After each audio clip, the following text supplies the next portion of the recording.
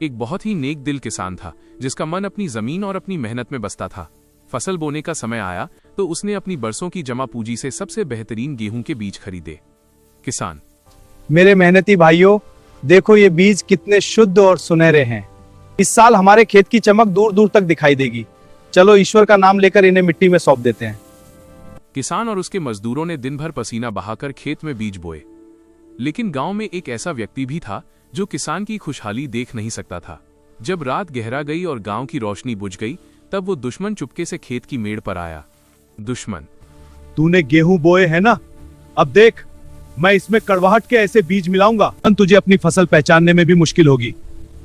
तेरी सारी मेहनत मिट्टी में मिल जाएगी।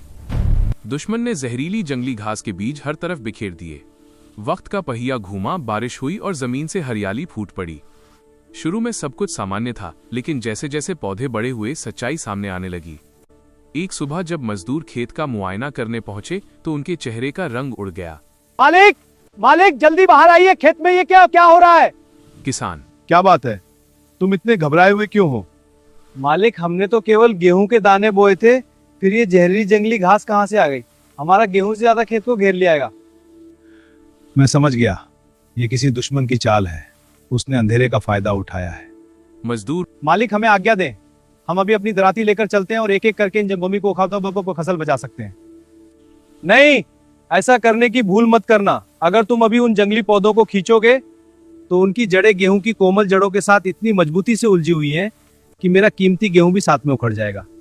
मजदूर: तो क्या हम अपनी आंखों के सामने इस गंदगी को बढ़ते हुए देखते रहें? इसे धीरज रखो, इन्हें कटनी तक एक साथ बढ़ने दो। जब फसल पक पहले काटने वालों को भेजेंगे।